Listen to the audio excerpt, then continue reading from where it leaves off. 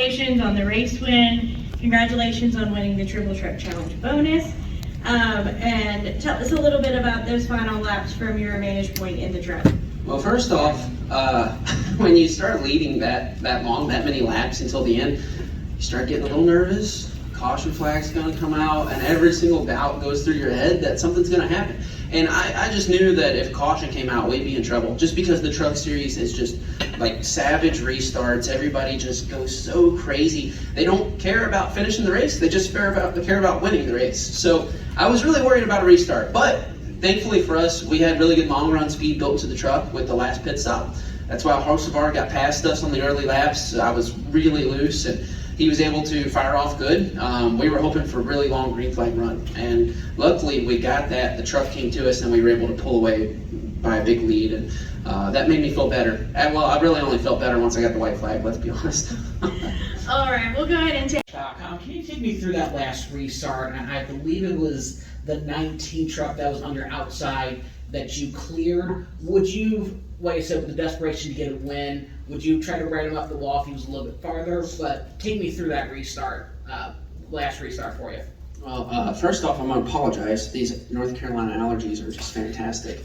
My sneeze. No, I had to then come, actually after the race, he came up and, you know, he's got a lot of respect for the guys that are on this team because they were his guys for the whole year and a half, or 2 years really. And the incident last week, you know, we talked about, and he talked to the guys about, and wasn't a good deal. So I appreciate him pushing me hard, and then he also cut me a little bit of a break going in 1 and 2 because as we were coming up the track, he got more to my outside than I thought, and he actually had to check up as we were going towards the wall.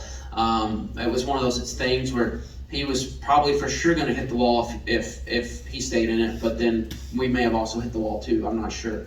So I thanked him for it nonetheless, because I don't like racing so aggressively with people, but in the truck series, it's something you have to do. Like, and it happened so fast too. As you were taking that last restart, you're getting this monster run, you're holding the bottom, you know he's going to go where you're not, and you know the outside lane's the dominant lane, so he's going to go to that.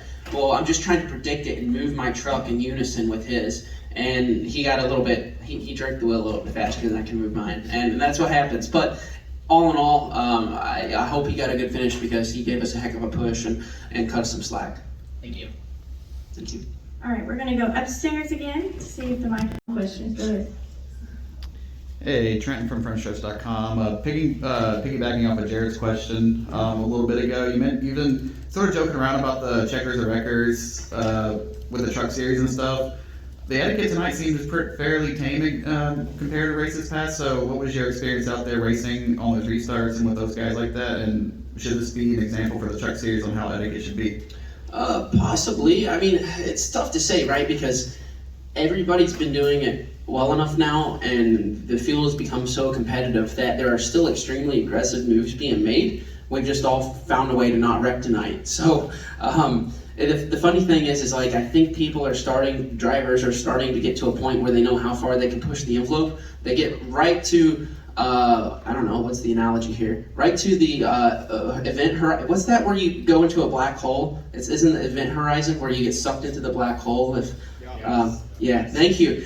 So they go right to the event horizon without getting pulled into the wreck, and then they back off. So they're really good at figuring that out right now. I just hope we can keep that up, but the moves are still like uber aggressive. It's tough to deal with sometimes, and then you know, keeping calm when that happens, you just got to chalk it up and say, well, it's just good hard racing, I suppose.